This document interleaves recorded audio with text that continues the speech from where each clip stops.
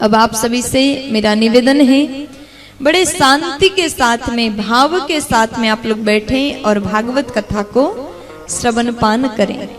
ए मैया जोर से बोलो, बोलो न मैया,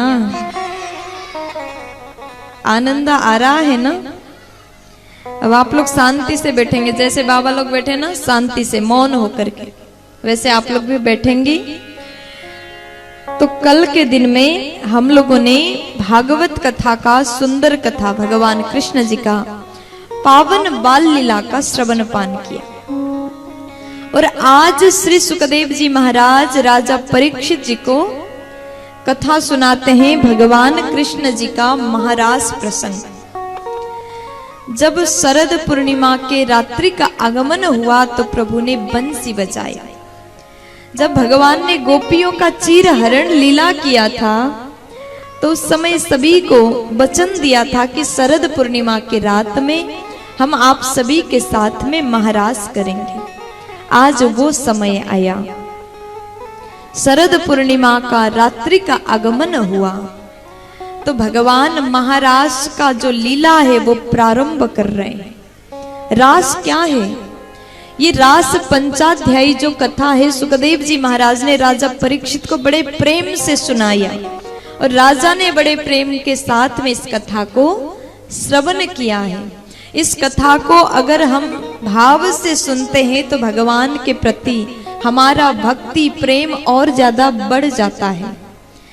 लेकिन कुछ लोग प्रश्न भी उठाते हैं, भगवान होकर के रास किया, ये रास क्या है? रसानाम समूहो इति रासः। रसरूप परमात्मा का रसस्वादन करने का विधि का नाम ही रास है। भगवान ने गोपियों के साथ में महारास किया है और ये गोपियां कोई साधारण नारी नहीं है, ये गोपियां साक्षात वेद की ऋचाएं हैं। गोभी ही इंद्रिय ही कृष्ण रसम पिबती इति गोपी, जो अपने प्रत्येक इंद्रिय से कृष्ण प्रेम रूपी रस को पान करती है वो गोपी है। तो सुखदेव जी महाराज कह रहे हैं, राजन शरद पूर्णिमा के रात्रि में वृंदावन में श्याम ने बंसी बजाया है। भगवान पिता रात्रि शरदोत्फुल्लमल्लिका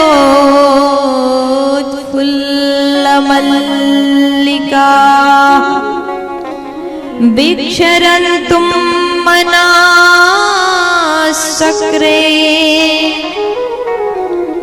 योगमायामुपाश्रितः।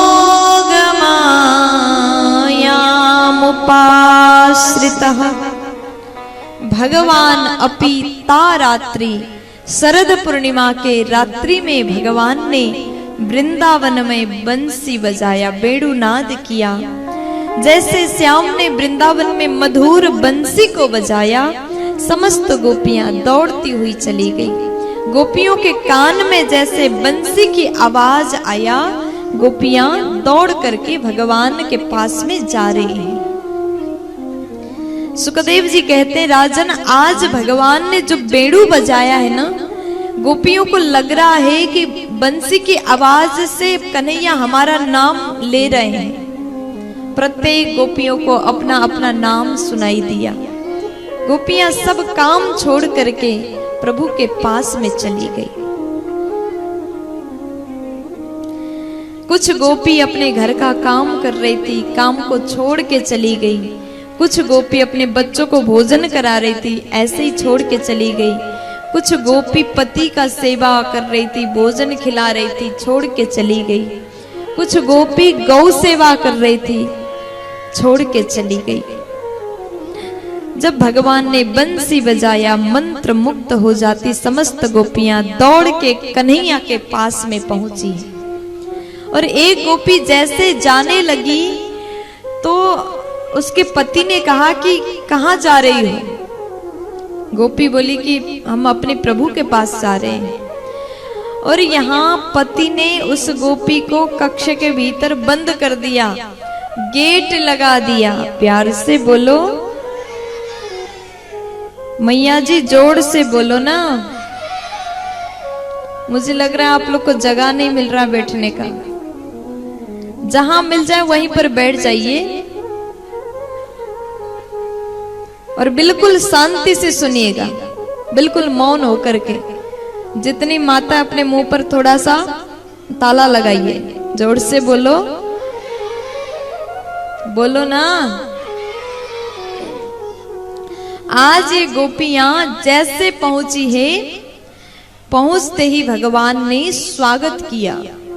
जिस गोपी को उसके पति ने बंद कर दिया था, आश्चर्य ये हुआ वही गोपी सबसे पहले भगवान के पास पहुंची। राजा परीक्षित ने पूछा, ये कैसे संभव हुआ? ये तो असंभव है। सुखदेव जी कहते, महाराज यही तो प्रेम है। ये गोपियां शरीर से नहीं, मन से, आत्मा से प्रभु के पास गई है। भगवान ने देखा, स्वागत करते हैं। समस्त गोपियां प्रभु के सन्मुख खड़ी है, प्रभु ने स्वागत किया। स्वागतम ओ महाभागः, प्रियं किं करवाणि वा, ब्रजस्यानामयं कच्चित् ब्रुतागमनकारणम्।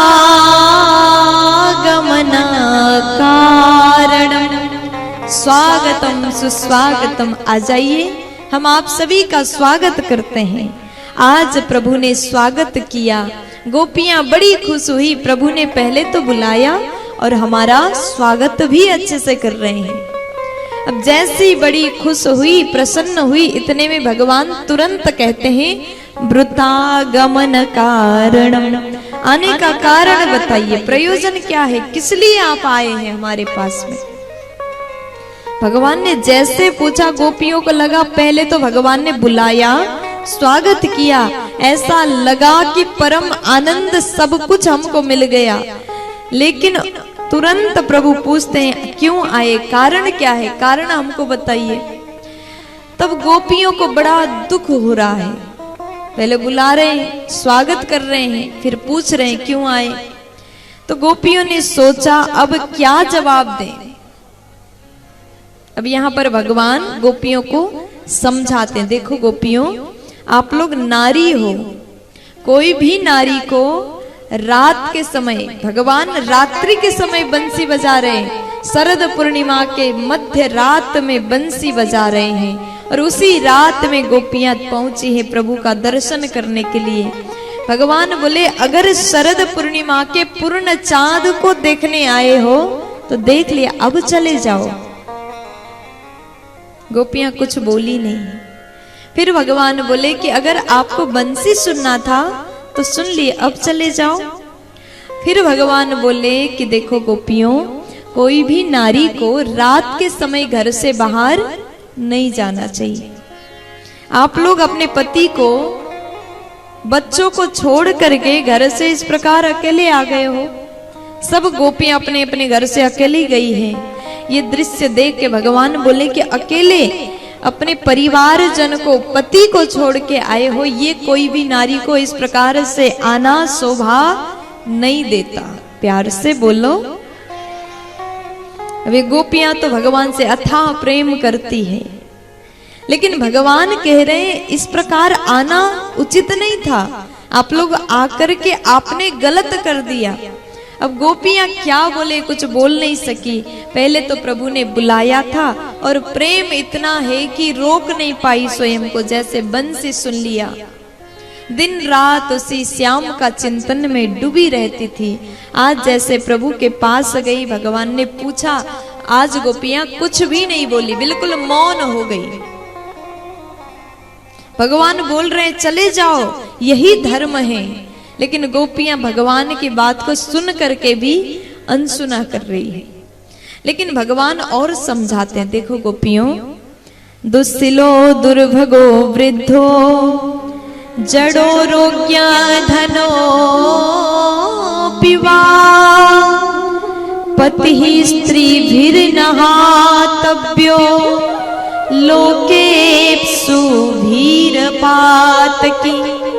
आज प्रभु कह रहे हैं एक नारी के लिए सबसे बड़ा भगवान, सबसे बड़ा देवता उसका पति होता है। नारी के लिए सब कुछ उसका पति होता है। और भगवान बोले देखो गोपियों, आप अपने पति को छोड़ के आए हो। विवाह के पश्चात हर नारी को पति का सेवा करना चाहिए, पति जो आदेश करे उसका पालन करना चाहिए। लेकिन आप लोग अपने पति को छोड़ के आए हो। दुस्सिलो दुर्भगो वृद्धो जड़ो रोग्य धनो पीवा। अगर आपके पति विवाह हो गया है तो आप ये नहीं कह सकते ये निर्धन है, इसके साथ में इसके घर में नहीं रहना।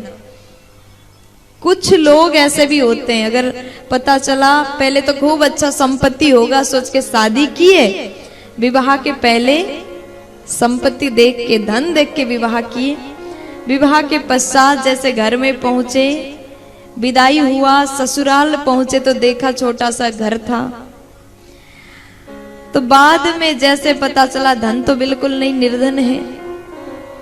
तो उस समय अगर निर्धन को देख करके त्याग करना ये सर्वथा अनुचित है। पति चाहे धनवान हो चाहे निर्धन हो, विवाह के पश्चात अपने पति को ही देवता मानना नारी का धर्म है। दुस्सिलो दुर्भगो वृद्धो, आपके पति चाहे कितना वृद्ध हो, आपसे उम्र में बहुत बड़ा हो, तो भी पति का सेवा करना आपका धर्म है। जड़ो रोग्य धनो पीवा, रोगी हो निर्धन हो तो भी सेवा करना पत्नी का धर्म है। हर एक नारी को पतिव्रत धर्म का पालन करना चाहिए।